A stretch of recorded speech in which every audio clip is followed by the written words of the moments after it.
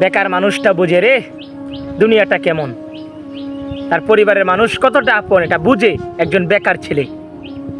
এই কয়েকদিন আগে একটা ছেলে আমারে ফোন দিয়া বলতেছে, হুজুর ফাঁসি দন জায়েজ আসেনি, মরিয়া দেখবেন আত্মহত্যা করুন জায়েজ আসছে কিনা। আমি বলছি আস্তাগফিরুল্লাহ। আমি বললাম ভাইয়া এই কথা কেন বললেন, আত্মহত্যা করা জায়েজ আছে কিনা এটা কেন জিজ্ঞেস করলেন? ওই ছেলেটা বলতেছে, হুজুর আমার দুনিয়ার মধ্যে আর কেউ নাই, মা বাপ থাকেও নাই, পরিবার থেকে কেউ নাই। আমি বললাম ভাইয়া আপনার এত কষ্ট কেন? ও বলতেছে, হুজুর বেকার মানুষের কি আর মা বাপ থাকে, বেকার মানুষের কি আর পরিবার আত্মীয় স্বজন থাকে বলেন? কোনো ছেলেও তো চায় না সে যেতে বেকার থাকুক, সে কোনো কাজকর্ম না করে পরিবারের বোঝা হয়ে থাকুক। কিন্তু হুজুর কি করব, ভাগ্য খারাপ, আমার আর চাকরি বাকরি হয় না, কাজকর্ম করতে পারি না, এই কারণেই টাকা পয়সা কামাই রোজগার করতে পারি না। এই কারণে আমার মা বলে প্রতিনিয়ত আমাকে অপমান করে থাকে।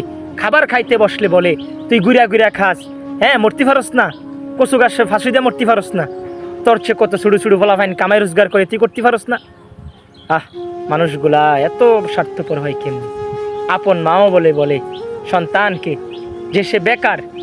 এই জন্য বললাম যে দুনিয়া বড় স্বার্থপর। টাকা নাই, মায়ের মুখেও কোনো হাসি নাই, টাকা নাই, স্ত্রীর মুখেও কোনো হাসি নেই। এই জন্য পৃথিবী বড় স্বার্থপর হইতে পারে। তুমি আবার বুঝো ভাইয়া, আপন মাও যদি এমন করে থাকে